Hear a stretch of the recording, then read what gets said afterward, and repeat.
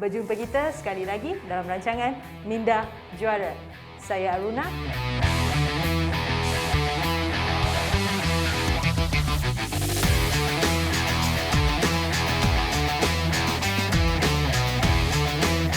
Kita akan bersama-sama untuk mengenali bagaimana untuk menjadi seorang juara. Bukan saja dari segi fizikal, tetapi juga dari segi minda anda.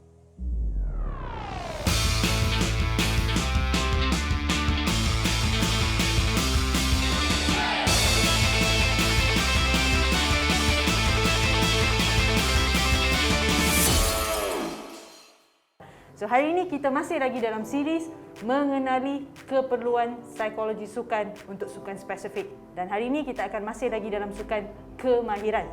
Okey, so sukan kemahiran hari ini yang kita nak cover adalah gimnastik artistik.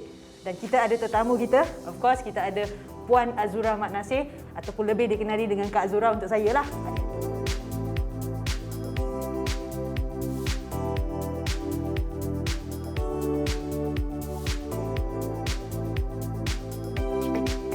Hari ini kita nak buka banyak ilmu daripada dia untuk sukan gimnastik artistik ni.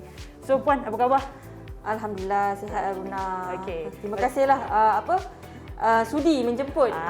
Tak, saya yang kena cakap terima kasih kerana sudi datang untuk bercerita dengan adik-adik ni kan, terutamanya adik-adik yang dah lama duduk kat rumah ni kan. So at least sedikit kita nak share dengan diorang. So bolehlah menaikkan semangat diorang kat rumah dan praktis sama-sama yang selalu kita cakap Okey, untuk hari ni gimnastik artistik. So boleh agak cerita sikit gimnastik artistik tu? Okey, gimnastik artistik ni kalau sebenarnya gimnastik ada dua, satu gimnastik berirama yang cantik-cantik tu yang itu kita panggil ataupun gym rama lah. Dan satu adalah gimnastik artistik.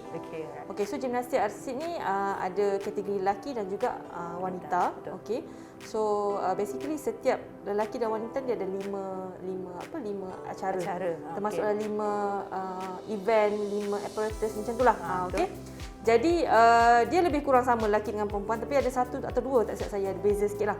Okey. So antara acara-acara dia adalah floor exercise, okey, senaman lantai, and then ada parallel bar, ada walk, ada pole, and then itu antara yang saya boleh, ada ring juga. Dan itu antara yang saya boleh share sikitlah tentang apa latar belakang sukan gimnastik artistik kan. Kita cerita pasal artistik hari ini. Dan dia juga bergantunglah kepada, kalau tengok kat pertandingan bergantung. Ada yang dia ada kategori yang semua dia rangkumkan sebagai overall all disiplin tu. And then ada juga by spesifik apparatus tu. Maksudnya pingat boleh, maksudnya lagi banyak pingat lah sebenarnya so kan. itu bergantung kepada tuan rumah tu lah. Organizer tu sendirilah macam mana dia nak sampaikan sebenarnya kalau adik-adik pun tahu kan, sebenarnya sukan gimnastik artistik kita ni dan sukan gimnastik tu khususnya lah, kalau kita kata gym drama dengan artistik tu khususnya adalah antara penyumbang-penyumbang pingat untuk negara kita, terutamanya di sukan SEA, di sukan Commonwealth ataupun sukan Asia tu sendiri sebenarnya. Kerana atlet-atlet kita ni kalau adik-adik tahu dah bermula daripada umur 7-8 tahun, 9 tahun dah ada. Dia kalau kata sukan gimnastik artistik ni memang seawal usia 5-6 tahun sebenarnya. Kan dia dah mula daripada awal. So adik-adik yang dah mula daripada awal, maksudnya lagi bagus kalau kita kata kita dah ada keperluan psikologi dah dimasukkan sekali. So maksudnya bila you dah sampai satu umur yang kita kata maturity punya umur, everything is lengkap lah, betul. Bukanlah kata kalau yang kecil-kecil tu tak perlukan psikologi. Perlukan, tapi approach-nya berbeza lah. So approach daripada orang besar dengan kecil ni lain kan. Dan sometimes ada juga cikgu-cikgu ke jurulatih sebenarnya dia dah apply dah teknik tu, tapi dia tak perasan. Tu yang dia kalau terselit macam burger lah. Kita makan burger, ingat burger patty je, ada timun, ada tomato. Kadang-kadang saya pernah buat benda ni. Itu benda biasa. Saya pernah buat. Sebenarnya benda ni dah dipraktikan daripada dulu. Cuma tak tahu nama je. Ataupun bila kita kata, kita selalu kata mental tak kuat dan sebagainya, tapi sebenarnya kita dah ada benda tu, cuma kita tak pernah ketengahkan benda tu. So kita tak tahu rupanya dalam burger tu dah siap, dah ada semua benda contohnya kan. Cakap pasal burger lapar pula kan. Alamak, sedap pula. Tak apa kalau kita cakap benda-benda kecil ni, adik-adik ni macam burger macam tu kan. Alright, okay. So itu kita dah tahu sedikit tentang gimnastik artistik. So hari ni kita nak tahu lebih lanjut tentang gimnastik artistik kan. Of course kita ada wira-wira negara kita Kita ada Farah Ann untuk kali pertama. Beliau dah ke Olimpik Beliau dah ke Olimpik. Kita ada Jeremia also dah ke Olimpik. Sebenarnya kita ada Nurul Fatihah dan ramai lagi nama-nama yang gah sebenarnya dalam sukan gimnastik artistik ni sebenarnya kan. Betul kan?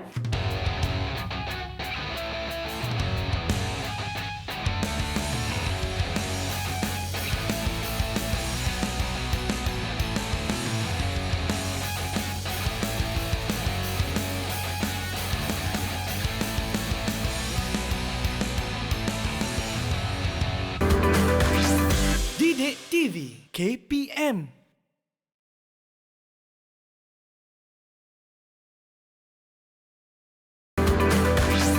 Didik TV KPM.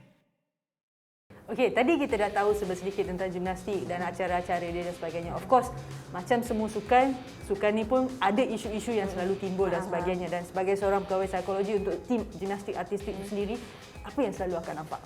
Okey, kalau kita dapat lihatlah antara isu-isu yang kerap lah berlaku di kalangan atletik gimnastik ataupun dalam sukan gimnastik ini sendiri.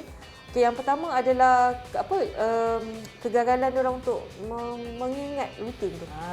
Dia bukan kegagalan pun, kadang-kadang benda tu terjadi because of hilang fokus kan. Selalunya mungkin boleh juga menyumbangkan sebab diorang dah terlampau risau sangat mistake yang dah happen, lepas tu diorang terlupa apa next kan.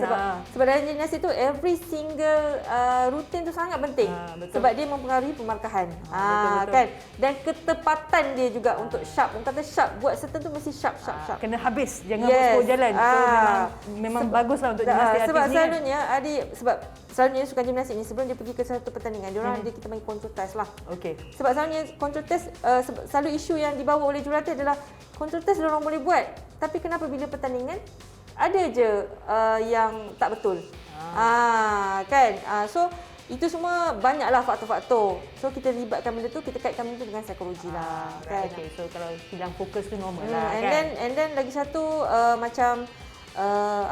kalau mana-mana sukan pun bimbang, nervous ni benda biasa. So bila nervous kita anggap nervous tu sebagai satu yang negatif, itu yang mempengaruhi kita punya prestasi. So kita nak rebound balik tu macam agak susah sikit lah sebab dia ada berapa minit tu dah kena settle kan. Yes, maksudnya mental recovery sangat penting. Refocusing, recovery. So itu yang antara isu lah isu sebenarnya. Yang kita nampak. Tadi kita dah bincang pasal isu-isu ni. So mengikut pengalaman apa keperluan psikologi sukan yang sangat penting untuk mereka semua? Okey, kalau bercakap tentang gimnastik ni, sebab kita dah pernah bercakap pasal goal setting. So betul. Konsep dia samalah. Okey. Yang pertama tentang teknik pernafasan. Teknik pernafasan. So bila khususnya teknik pernafasan ni akan membantu diorang? Sebab diorang macam tengah lari ke ataupun tengah sebelum nak start event ke ataupun semasa dalam event ke macam mana? Okey, yang pertama adalah contoh teknik pernafasan deep breathing. So itu membantu untuk menenangkan mereka, okey, and then mengawal kebimbangan. Sebelum start tu nak kontrol, ialah jantung berdebar, tangan bergetar tu adalah reaksi biasa sebenarnya. Betul. Tapi bergantung kepada kita macam mana kita nak anggap benda tu negatif atau positif. So itu yang menentukan prestasi kita pada hari itu. Jadi itu sangat penting lah. Sebenarnya pernafasan ni basic teknik yang perlu ada. Sebab bila lagi satu adalah ketika competition besar, stres. Ia membantu dalam pengurusan stres. Macam mana nak manage stres tu, okey? Dan Akak dah cakap pasal stres ni. Selalunya apa yang stresnya? Ketika mana yang stres banyak berlaku, sebelum competition ke ataupun sebelum betul-betul nak masuk dalam gelanggang tu ke? Ataupun bila yang ketika paling banyak sebenarnya atlet-atlet ni merasai stres? Okey, sebenarnya diorang boleh paling awal diorang boleh rasa stres adalah ketika sebelum pergi pertandingan lagi. Bila diorang diingatkan dengan target. Awak kena capai KPI ni, KPI. Bila ada certain orang ataupun yang mengingatkan dia tentang target dia, apa yang dia perlu capai, expectation dia orang. Itu yang managing membuatkan expectation pun sangat penting juga kan. Betul. Stres ni terjadi sebab kita ada satu expectation untuk ataupun harapan untuk diri kita ni secara mungkin kita tahu kita boleh capai, tapi ada doubt sikit, ada sangsi sikit tentang dengan kelebihan kita. Dan juga kadang-kadang stres ni boleh jadi juga kalau atlet tu dia macam-macam dia punya peranan. Dia ada dah student, nak memuaskan hati jurulatih, memuaskan hati, and then parents pula.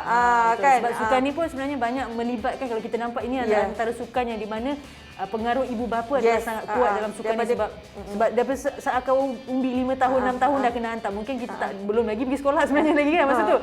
Mungkin kindergarten lagi, tapi mak ayah fikir kita kena dah hantar dah anak-anak untuk ni. Sebab memang sukan gimnastik memang sokongan ibu bapa tu sangat penting lah sebenarnya. So kalau ibu bapa dapat input sikit sedikit tentang psikologi ni pun boleh membantu anak-anak ni kan. Dan tadi kita bercakap tentang relaxation lah, teknik.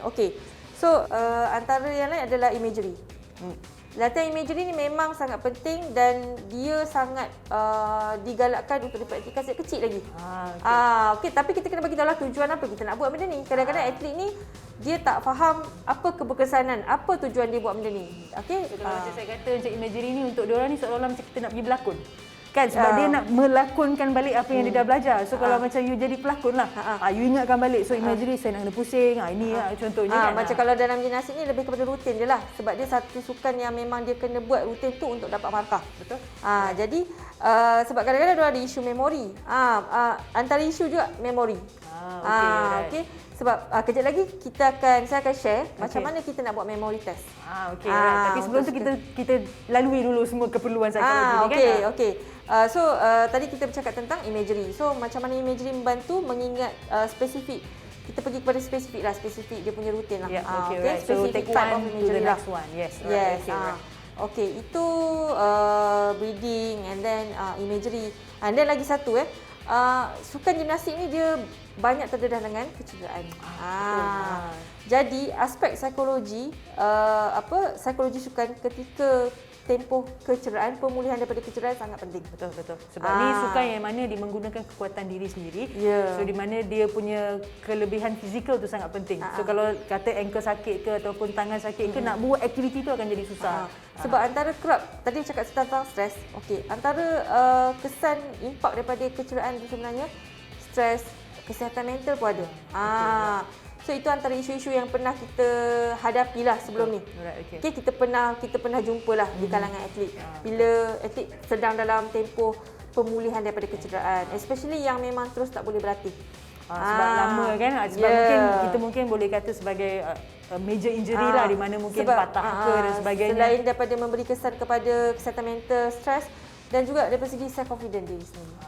Macam mana dia nak start balik daripada bukan kata daripada zero, daripada dia nak mengekalkan prestasi dia ataupun nak memulakan kembali. Sebab ialah you dah somewhere, dah mungkin kata-kata 80%, tiba-tiba dah kena patah balik untuk 20%. Nak patah balik tu sebenarnya nak motivatekan diri balik, nak balik semula tu yang sebenarnya agak susah kat situ. So itu antara kesilapan beberapa atlet yang memandang rendah terhadap kepentingan psikologi ketika tempoh pemulihan daripada kecederaan. Recovery. So very important kalau adik-adik memang ada kecederaan dan sebagainya, carilah siapa-siapa psikologi ataupun siapa-siapa yang boleh membantu anda untuk nak menenangkan diri anda dulu, dan yang penting adalah mengingatkan diri anda supaya yang ini adalah hanya sementara saja. Sebab bila kita cedera dengan automatik, goal setting pun dah kena berubah. So maksudnya kita mungkin kata okey, tahun ni kita nak menang pingat ni, saya nak pergi MSSM, saya nak make sure yang junior Asian Junior Championship saya nak pergi. Boom, accident happen. Okey, kemalangan happen ataupun injury happen. Everything change overnight kan kita kata. Semua ubah. So maksudnya daripada kita kata nak menang pingat, sekarang kita kata okay, I need to recovery within 3 months. Dalam 3 bulan saya dah kena balik semula ke gelanggang dan sebagainya kan. Alright, okey Kak. Tu antaralah kaedah-kaedah lah yang kita boleh sedikit sebanyak lah boleh share dengan penonton kita pada hari ini. Alright, okey. So kita dah tahu tentang keperluan-keperluan psikologi ni kan. Mungkin nampak macam basic sebenarnya. Kita mungkin cerita benda yang hampir sama, tapi ingat balik, basic tu adalah very important. Fundamental very important. Kalau adik-adik gimnastik pun kena tahu. Kalau tak pandai nak buat rolling, tak boleh nak buat benda lain. So you kena pandai buat rolling dulu, you kena pandai buat jumping dulu. Yang paling penting kena pandai landing dulu. Itu yang paling penting kan. Kalau kita lupa landing, memang sudahlah. So maksudnya sama juga kita nak balik semula kepada basic, dan keperluan psikologi juga bermula daripada basic-basic itu sendiri sebenarnya. So tadi akak dah kata nak share sikit tips untuk teknik test, memory test tu. So, saya excited pula nak test memori saya ni. Okey, antara memori test ataupun aktiviti-aktiviti untuk menguatkan kita punya memori. Yang pertama adalah contohnya kita ambil satu maybe permulaan lah macam tray ke ataupun box. Kita letak bermacam-macam barang dalam tu. Okey, so kita bagi masa kepada atlet kita, saya bagi masa 1 minit untuk anda mengingat apa barang di dalam. Okey, apa barang di dalam. So kita letak macam-macam lah banyak. So you boleh letak macam-macam permainan ke ataupun alat tulis ke, anything you boleh letak dalam tu. And then suruh diorang listkan, senaraikan. Okey, senaraikan ataupun maybe nak tambah sikit dia punya kesusahan tu dengan lukis apa barang yang ada. Sebab kadang-kadang ada yang setengah atlet ni dia suka menulis ataupun dia lebih kepada visual, dia suka membayangkan, dia suka melukis. Kita boleh pilih mana-mana yang cara kita nak. Okey, itu salah satulah. So berapa banyak barang yang dia boleh ingat tu, itu kita ukur dia punya tahap memori. Ada masa ke? Kalau macam ada masa tray tu, okey, tengok dalam masa 10 saat. Lepas tu terus ambil. Macam tu ke? Dia macam contoh kita bagilah 30 second ke untuk tengok ataupun 1 minit tengok. Okey, sekarang dalam masa 10 saat tulis apa benda yang ada kat dalam. Ataupun nak tambah lagi dia punya kesusahan tu. Okey, berapa pula kuantiti yang ada dalam tu? Apa warna dia? Ya, apa warna? Yes, apa saja spesifikasi barang-barang tersebut. So kita boleh ubah sesuai. Benda ni fleksibel, ikut kesesuaian. Nak buat bila ke, nak buat macam mana ke. Okey, tak ada masalah. Okey. So kita boleh menilai dia punya progression based on sebab apa, bila kita bagi masa tu dia ada satu pushing. Boleh Sebab push kita dia. dah letak stress dah kat situ. Yeah. Stress of the time di mana kita tak boleh ambil leisure of the time tengok lama sambil lewa nak ingat. Kita ada 30 saat saja, ingat sebanyak mungkin. Masa itulah yang skill macam kita kata, okey aku akan ingatkan semua dalam order. Kan? Maksudnya ni pen, ni kertas, ni batu, ni okey ni kategori-kategori. Ni datang dengan strategi sebenarnya kan, betul tak? Right, okey. So tu antaralah Runa, kita boleh try lah. Untuk buat aktiviti macam itulah. So kalau adik-adik kat rumah ni dah boleh pergi ambil tray, okey letak barang-barang, lepas tu cakap dengan adik. Kadang-kadang tak guna tray, kalau ada katil bentang je atas katil tu. Lepas tu tutup. Jangan pula bentang tengok. Jangan tengok pula tu. Jangan pergi jeling-jeling pula kan. Tak boleh lah macam tu. Kena honest lah kan. Kita nak buat aktiviti ni kan. Itu memory test. Ada lagi tak yang kita boleh cari dalam internet ke? Sebab banyak, saya rasa sangat banyak. Macam kalau macam-macam apps, okey. Dia pelbagai. Ada yang macam contohnya saya bagi contoh, dia letak gambar banyak-banyak and then dia pop up kat sini. So dia suruh teka apa kat dalam tu, warna apa, betul. Berapa number ini ada. Macam tu. Dia ada yang cut, yang you selalu nampak yang cut puzzle tu yes, kan. Yang buka match. satu, lepas tu mix and match and everything. Itu pun bagus sebenarnya. Sebenarnya itu adalah antara, especially yang adik-adik kecil yang mungkin 5-6 tahun dan 7 tahun, mungkin ni kita boleh try dulu kan. Try dulu mix and match. Kalau hari ni dapat 20, besok nak dapat 30 contohnya sebab kan. kadang-kadang yang macam sebab tu saya cakap tadi di awal sesi kita tadi, okey.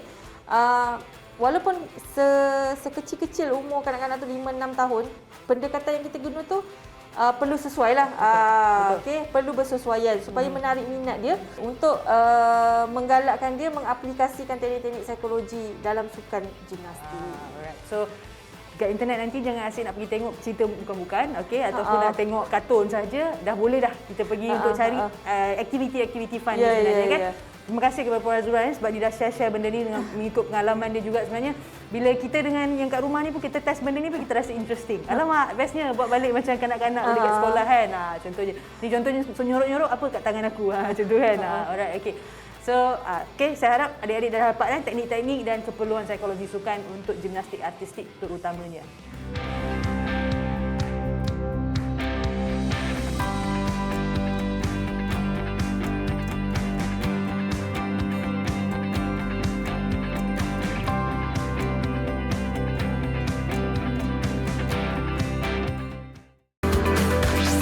Didik TV KPM.